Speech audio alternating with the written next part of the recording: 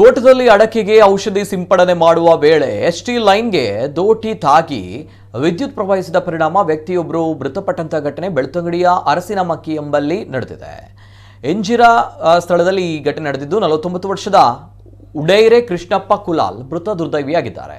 ಅಡಕೆಗೆ ಔಷಧಿ ಸಿಂಪಡಿಸ್ತಾ ಇದ್ದಾಗ ವಿದ್ಯುತ್ ಆಘಾತಕ್ಕೀಡಾದ ಕೃಷ್ಣಪ್ಪರನ್ನ ತಕ್ಷಣ ಸ್ಥಳೀಯರ ಸಹಕಾರದೊಂದಿಗೆ ನೆಲ್ಯಾಡಿಯ ಖಾಸಗಿ ಆಸ್ಪತ್ರೆಗೆ ಕರೆದೊಯ್ಯಲಾಯಿತಾದರೂ ಕೂಡ ಆ ವೇಳೆಗಾಗಲೇ ಅವರು ಮೃತಪಟ್ಟಿದ್ದಾರೆ ಎಂದು ತಿಳಿದು ಬಂದಿದೆ. ಮೃತರು ಪತ್ನಿ ಹಾಗೂ 2 ಮಕ್ಕಳನ್ನ ಅಗಲಿದ್ದಾರೆ.